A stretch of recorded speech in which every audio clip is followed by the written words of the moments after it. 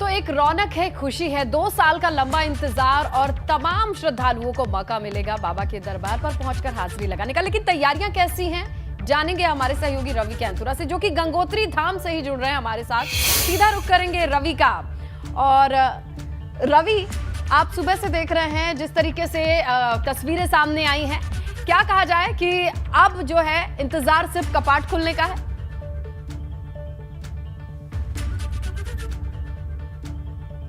रवि, आप तक आवाज पहुंच रही है मेरी?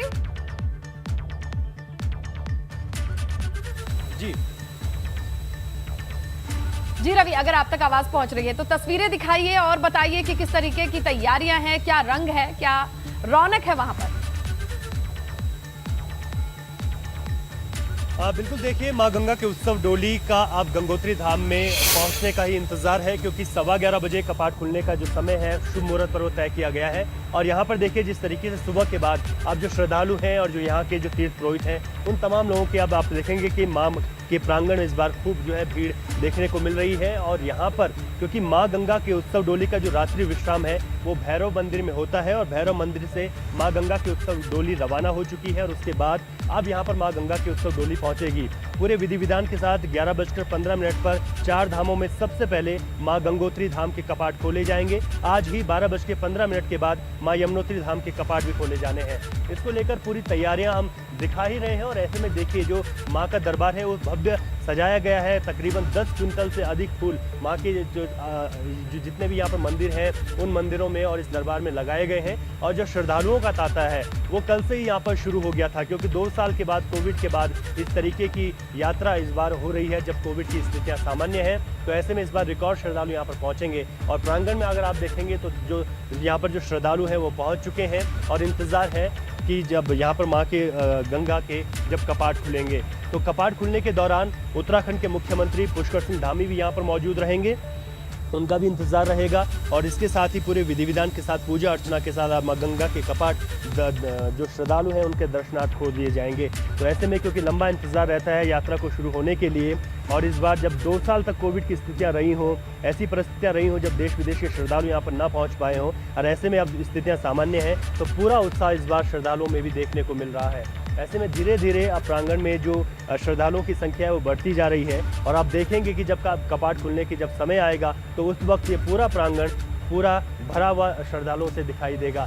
तो यहाँ पर किस तरीके की पुख्ता तैयारियां हैं उसको लेकर मंदिर समिति के लोग, यहाँ के तीर्थ पुरोहित, पंडा समाज, तमाम लोग जो है इन तमाम व्यवस्थाओं का जायजा भी लगातार ले रहे हैं। और इसके साथ ही जो भैरव मंदिर से माँ गंगा की उत्सव डोली, क्योंकि कल की अगर हम बात करें तो माँ गंगा का जो मायका है वो मुखवा है, और वहाँ पर शीतकालीन प्रवास माँ गंगा का होता है। और कल 12:15 बजे के बाद मुखवा से माँ गंगा की उत्सव डोली रवाना हुई थी। और वहाँ से मार्कंडेय मंदिर, देवी मंदिर, इन तमाम पड़ावों से होते हुए जो भैरव घाटी है वहाँ पर भैरव मंदिर है, वहाँ पर माँ गंगा का रात्रि विश्राम होता है। और उसके बाद तीर्थ पुरोहित वहाँ से माँ गंगा की उत्सव डोली को लेकर अब रवाना हो चुके हैं। तो उस बात का इंतजार है, तमाम जो श्रद्धालु हैं वो भी यहाँ पर उसी बात का इंतजार कर रहे हैं। बिल्कुल रवि, और 11:15 पर जब कपाट खुलेंगे तो वो तस्वीरें भी आपके जरिए दर्शकों को दिखाएंगे। फिलहाल के लिए बहुत शुक्रिया तमाम जानकारी और तस्वीरों के लिए। बिल्कुल, वो भी सुखद तस्वीरें थी। जय, आगे बढ़ेंगे, बात करेंगे कि चारधाम यात्रा से व्यापारी वर्ग को कितनी उम्मीदें हैं। देखिए, 2 साल तक तो कोरोना महामारी के चलते इस यात्रा को कितना प्रभावित हमने देखा ये सभी जानते हैं, लेकिन इस बार रिकॉर्ड श्रद्धालु आने की उम्मीद जताई जा रही है। व्यापारी वर्ग में खासी उत्साह के साथ उम्मीदें भी हैं। हमारे सहयोगी रवि कैंथुरा की रिपोर्ट देखिए।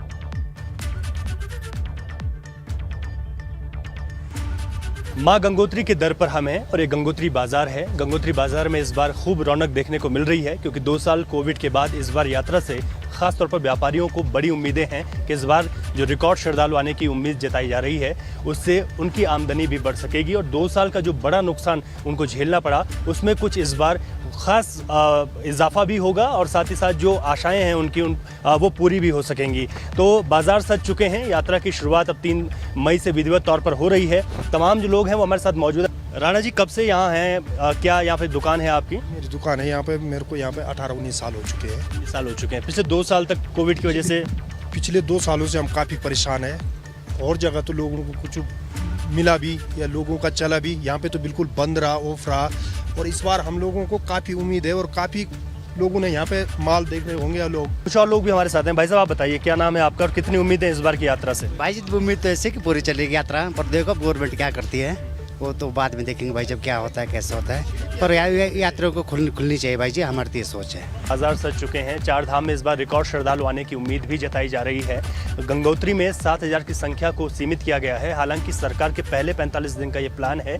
आने वाले वक्त में किस तरीके से सरकार इस पर आगे एक दूसरा डिसीजन लेती है ये भी देखने वाली बात होगी। हालांकि इस बार की यात्रा से खास तौर पर व्यापारी वर्ग को बहुत ज्यादा उम्मीदें दिखाई दे रही हैं। अपने सहयोगी निशांत चौहान के साथ रवि कैंतुरा, एबीपी गंगा, गंगोत्री धाम।